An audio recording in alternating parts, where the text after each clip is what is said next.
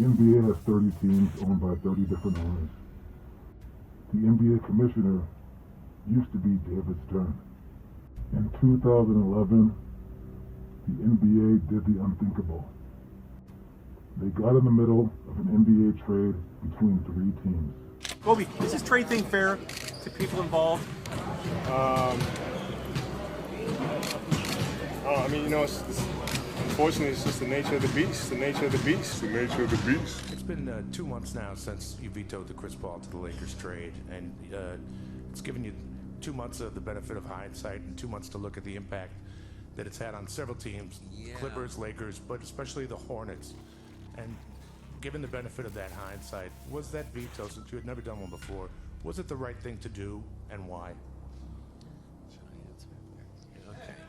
You've been around too long to phrase the question that way. I didn't veto anything. Acting on behalf of the owners, as the owners' rep, New Orleans decided not to make the trade. Well, whose decision was it to stop the trade? No, not to stop. No, not to stop. There's no superstar that gets traded in this league unless the owner says go ahead with it. And in the case of New Orleans, the representative of the owner said that's not a trade we're going to make. But that representative was you, if I'm right. Correct. What? So, in effect, then, you said the trade is not going to go through. I said that New Orleans would not make the trade that had been proposed to them. And was that the right move to make? You buy a ticket and see. Due to the pressures presented to them by a few of the owners, the NBA, who at that time owned the New Orleans Hornets, vetoed the trade that would have sent Chris Paul to the Los Angeles Lakers to pair up with Kobe Bryant. While this would have added huge superstars to just one team, the fact that the league stepped in to veto a trade that was already earmarked to go through was egregiously wrong.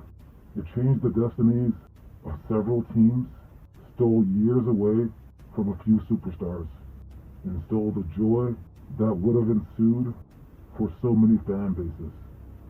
It's one thing to be fair, but it's another thing to manipulate the league at the highest level with blatant disregard to what is best to each and every single team.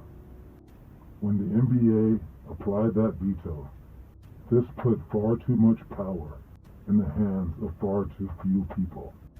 So even if you're not a Lakers fan or a Chris Paul fan, this has implications on all future events that have happened since.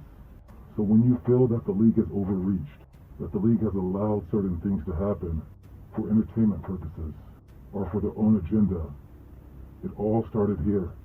The CP3 veto ruined the league.